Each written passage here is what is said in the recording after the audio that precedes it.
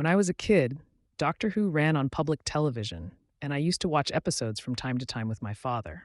The stories were quite engaging, although a little slow moving for my attention span at that time.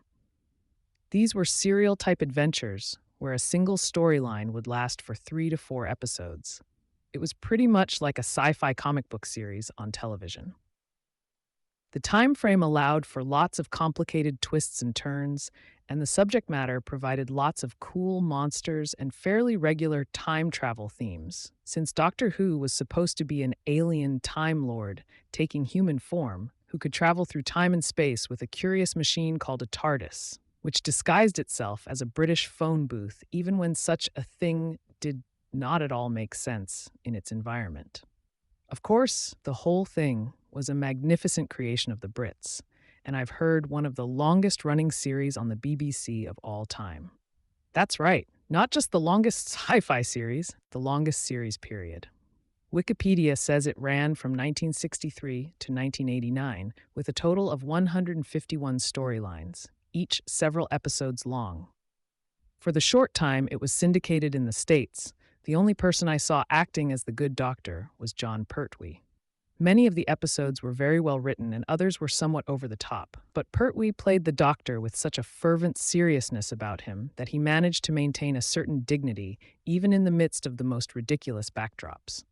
Doctor Who was an alien with extreme intelligence, and Mr. Pertwee could not only spit out the heady-sounding verbiage, but do it in a manner that showed his constant frustration with the stupidity and bureaucracies of man, and do it with characteristic British wit. This was always a delight to watch. Of course, the Brits have a long tradition, beginning with Arthur Conan Doyle, of portraying the genius detective trying to solve a puzzle, or an alien mastermind trying to save the planet in this case. Doctor Who could almost be described as the Sherlock Holmes of science fiction. I should also mention that I always loved the theme song. The original recording was an early example of heavy synthesizer composing. There was something mesmerizing about it, especially when you add in the visual, which would today be described as one of those weird media player mixer skins. The best version was from the Pertwee era. There's also a nice major key interlude in the full recording if you can find it online. A few decades later, my first venture into the newly popularized World Wide Web was via the old hosting platform called CompuServe. This was kind of like an AOL for computer people that focused on professional resources, but it also had chat rooms of every sort, which I spent a good deal of time in until the novelty wore off. In one of these, I met a lady in the Midwest who happened to be an avid Doctor Who fan. When she found out I actually knew who that was, we began talking about the subject, and I made the shocking discovery that there had been 7 different people who had played Doctor Who over the entire initial run, and some others in attempts to resurrect the series much later. John Pertwee was Doctor number 3. My friend said her favorite was Doctor number 4, played by Tom Baker. She had a whole videotape library of past episodes, and she was so happy to be able to chat about the topic that she sent me a whole set of videotaped episodes featuring several of the different Doctors. Included were 2 episodes that had all the Doctors appear together in some type of time warp story: the 3 Doctors and the 5 Doctors. The idea was that the Doctor changed his appearance from time to time via regeneration. If he was injured, in order to maintain his long lifespan. This made it easy to allow him to go back in time and meet himself without having to do any special effects.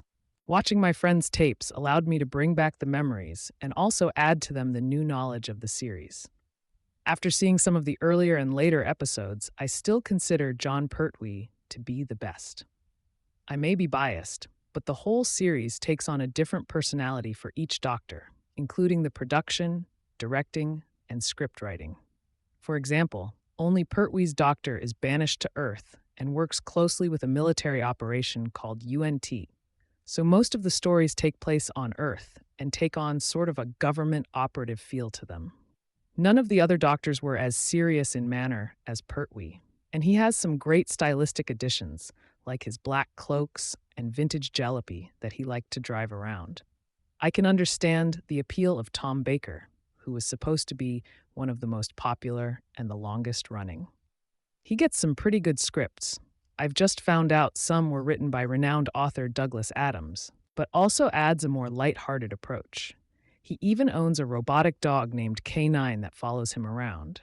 But for my taste, I'll take the serious scientist over the eccentric wanderer.